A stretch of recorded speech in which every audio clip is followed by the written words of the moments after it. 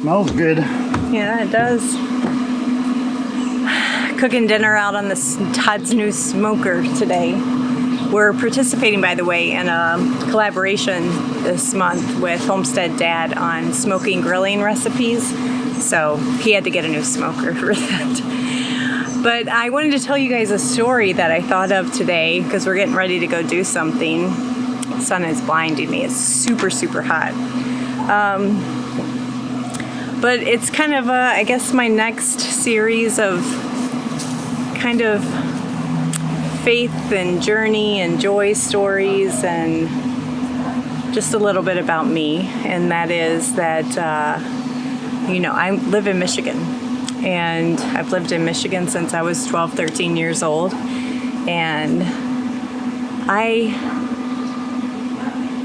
fought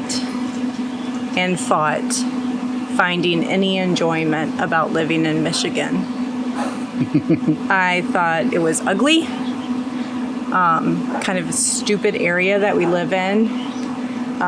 We live in southeast Michigan, so all my eyes could see was the industry and the farmlands and flat, and I'm from Texas and Louisiana, and there's so much culture, and I couldn't see any culture here. And just despised where I lived. And I met you right around the time I was, 30, 32, somewhere in there. And I remember it was one of my first experiences traveling to camp in Michigan, like to go out somewhere new. And we rented a VRBO and took the kids. Oh, like the Betsy River one? Yeah, and did some hiking and exploring and swimming in the river. Yeah. And I remember on that trip going, where are all these wildflowers from? I've never seen these before. And now I see them everywhere. And it was like through that experience, my eyes opened to the beauty that is this great state that I live in. And I'm not trying to sell you on Michigan, I'm not, because every state has its pluses, I'm sure. Right. But my story is just a little bit to share with you that if you're feeling discouraged where you are, I've been there and I know what that feeling is like. Yearning for what was, maybe. I know that was specifically me. The joy of that first winter and that first snow passed with that first winter and that first snow. Okay, I'm done with this. Yeah, because I had never seen snow growing up. Maybe a flurry, but not real snow. And anyway, through the last probably 10, 15 years of my life, I've done a whole lot more exploring and observation of Michigan. And I've decided that, this is a pretty cool state. Yeah? Yeah. I got you out a little bit? Yeah.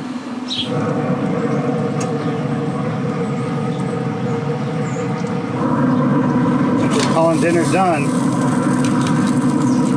We have meatloaf's been on the smoker for about 2 hours now. And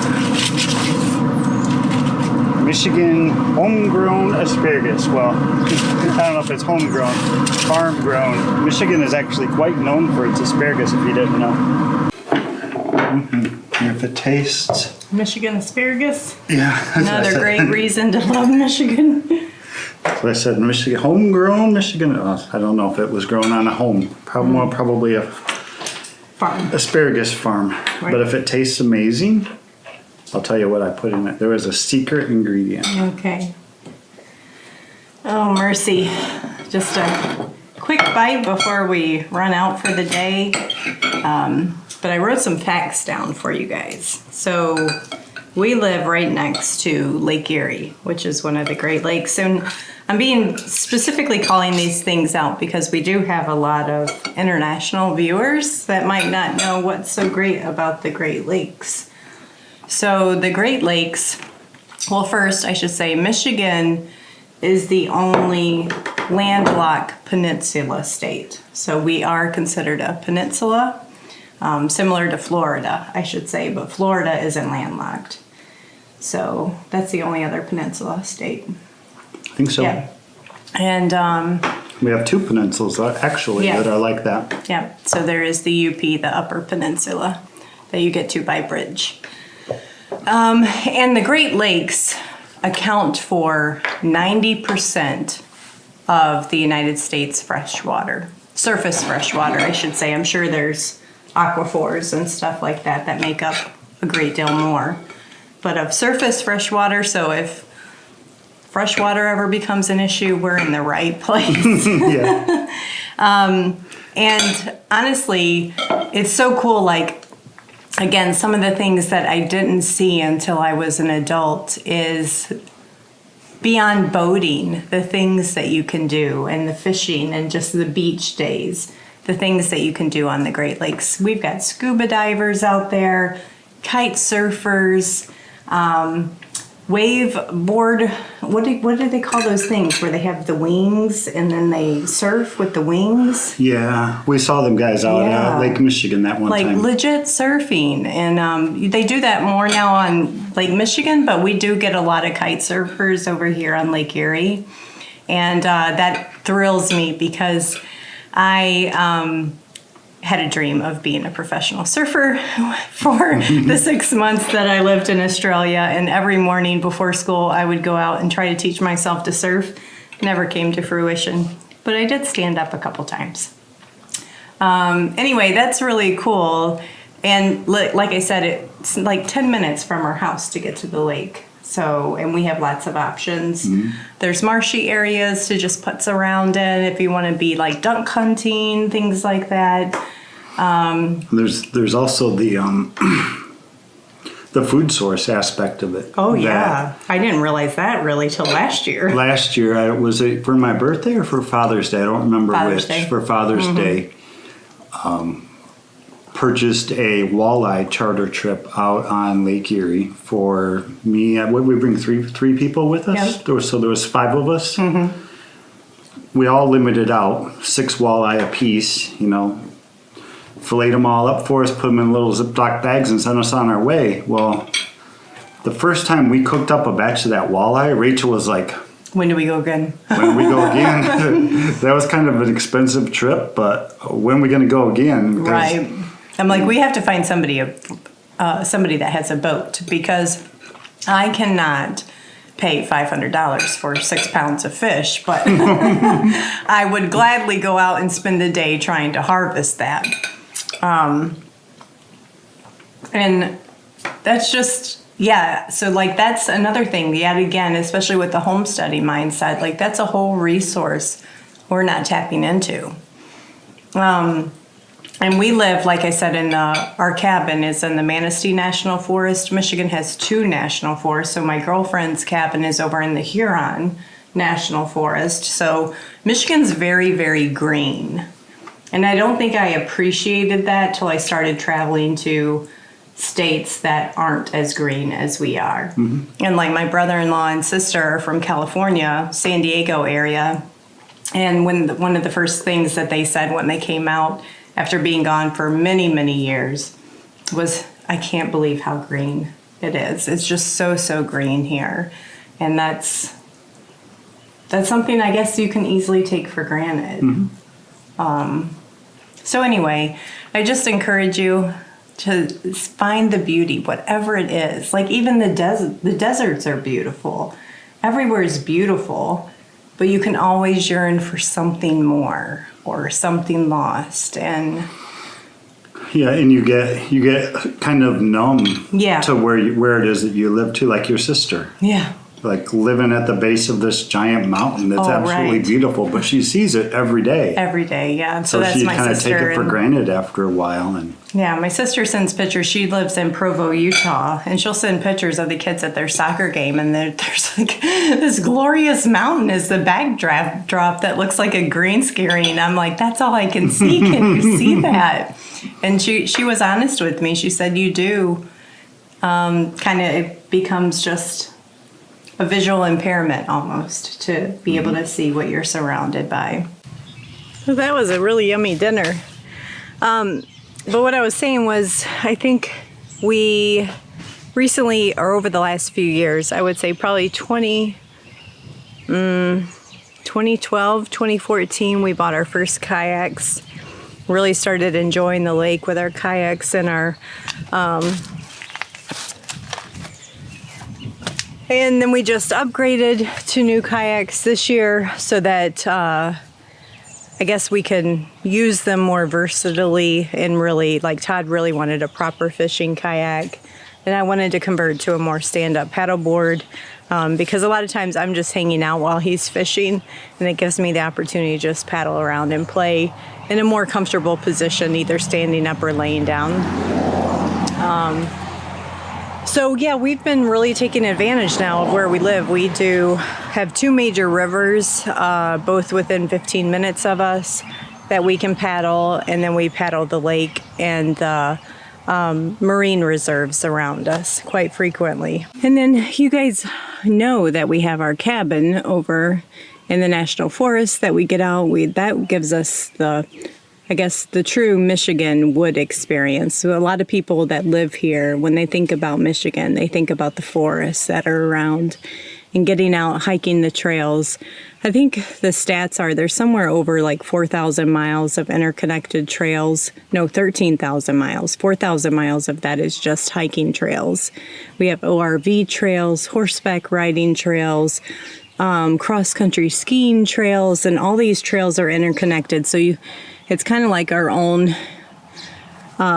in-state Appalachian Trail. So we have done bits and parts of that. We do anytime we go on vacations in Michigan, camping, even at the cabin, we try to find a new trail to hike. So we've done a lot of that. And we're always just looking for what's the next adventure, what's the next thing that we can get out and do that is going to get the most out of where we live, and also just make our life all that much more rewarding each and every day. So in order to enjoy Michigan more, we decided to buy a boat. It's a starter boat, but we're gonna have so much fun with it, and we are about to head out, do its first test run on the river and maybe the mouth of Lake Erie, and we're taking you guys with us. So far, the little boat that could is doing what a boat should do, which is we aren't sinking, and the motor started basically on the first turn of the key, so we're off to a good start. It is pretty small, like Rachel said. It's a 1991 Starcraft Capri 14 foot with a Mercury 70 horse motor on the back that has a few issues, but we knew about some of them going into it, and that it doesn't go into reverse for some reason. And a couple other weird things about how it starts. It wants to start in gear instead of in neutral, which is kind of weird and probably unsafe. But we do have an appointment in a couple weeks to get the boat into a repair shop to kind of check the whole thing out for us and make sure that it's safe and operating as it should. But for today, we are on the River Raisin. Not Raisin River, River Raisin, in southeast Michigan. Headed towards the mouth of Lake Erie. Yep.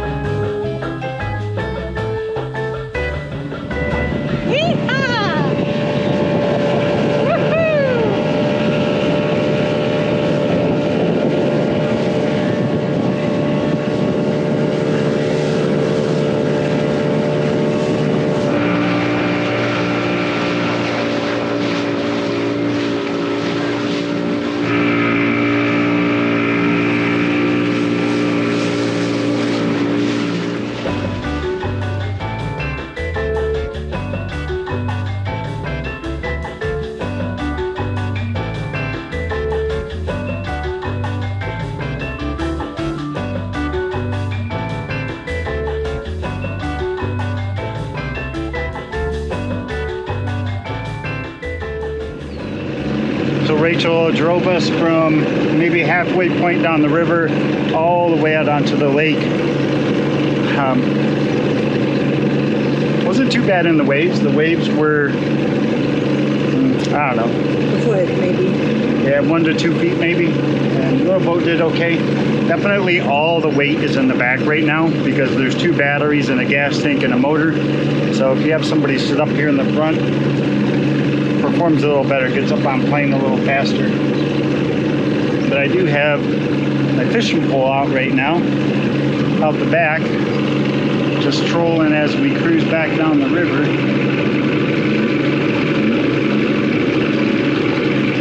I slow down just a little bit.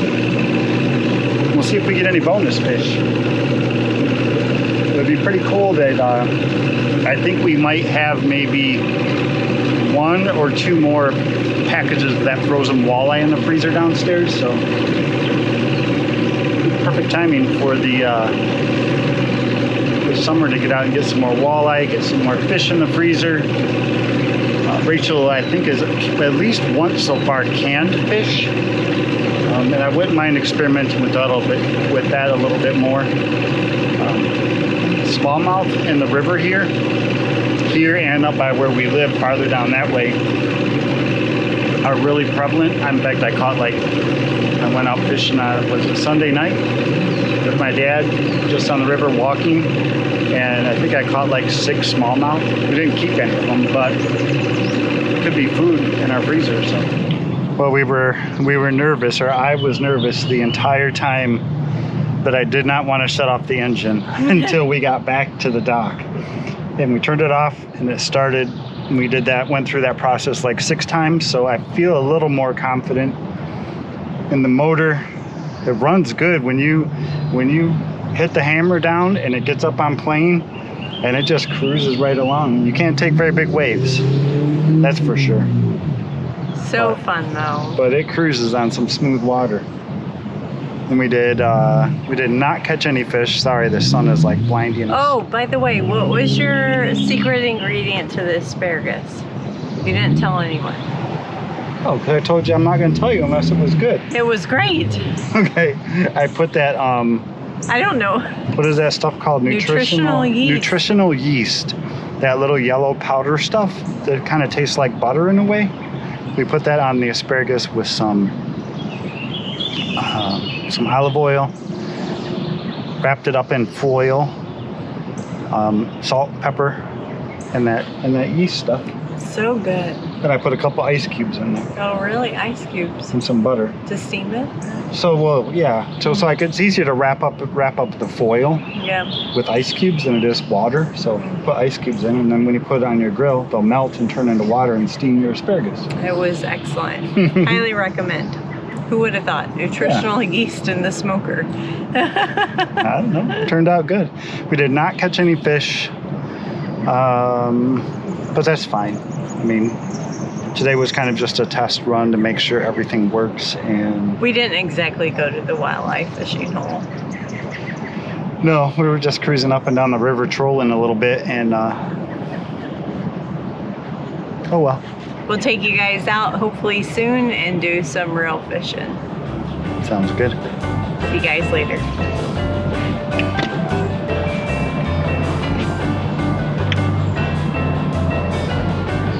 Guess we gotta get it on the trailer now, right? Yeah.